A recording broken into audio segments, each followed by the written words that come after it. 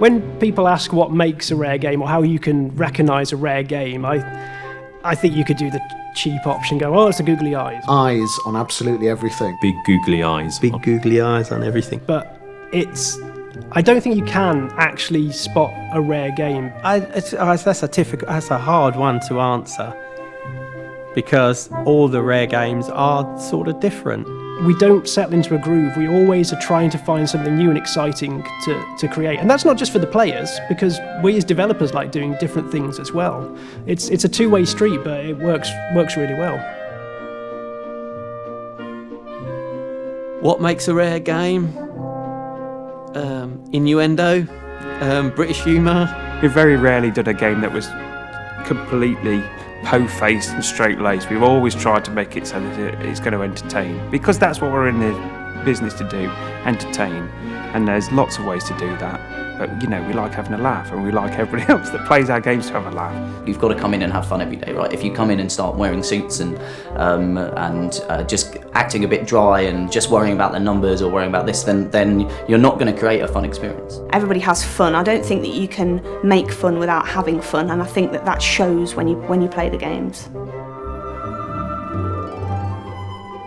Ultimately, I think that the core of what makes a rare game is the amount of love and care and attention to detail that the people at Rare put into it. We're a company of perfectionists. I don't think I've ever seen anyone quite obsess about a small bush that as a big tall tree or as a main character than we do. Going that extra mile, it was something that everybody picked up off Tim and Chris. Like, they were really convinced that going the extra mile and putting things in games that players don't expect was what would make their title stand out, and I think everybody kind of took the lead from that. The Rare logo was one of the first logos that I actually even recognised, like, as a gamer, when I was sort of 12, 13. Everyone remembers the feeling when that Rare logo just spins onto the screen. I remember feeling like if you saw that logo on the box and at the start of the game when that logo would come up, you knew no matter what game it was going to be your next favourite game. Everything would come together to create this sort of intangible magic that you can't really put your finger on. It is literally a rare quality. Nothing felt like a Rare game. It was just special. I don't know why, it just was. That sounds awful, but you know what it's true though. Before I came here, I don't think I could have answered that question, because every game Rare made had a unique quality to it, had something magical about it, an X factor, if you like.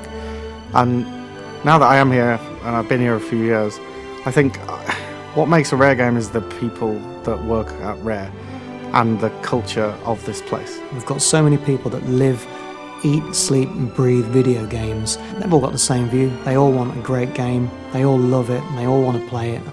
Even if it meant that you had to spend almost your entire life at work, it was that end result that you were trying to achieve. You know, you were trying to bring out the next Rare game. I'm a bit of obsessive and put a lot of hours into this job. And I believe that, I think it shows in the product that if you love the project and you're kind of really passionate about it, you'll put a bit of your soul into it.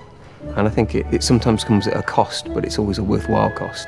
I'm a firm believer that the games that come out of Rare are a reflection of the people that work on them at the time. They've all got this certain something, but they've all got their own identity, and that came from the teams. The team has the ownership and the kind of the freedom to basically to do what they want and to make the game that they want to make. You know, whatever ideas they come up with, we're like, yeah, let's try it out, let's throw it in the prototype, let's see if it works. You know, we don't want to be restrictive, we don't want to be telling them what they have to do. It has to be the team that's creating this game, right? And so the kind of the humour, the way they looked at life, the way they basically did everything would be reflective in the games, but it was all being held together by this kind of shared Rare ethos of, if you're going to do a job, make sure you do it properly.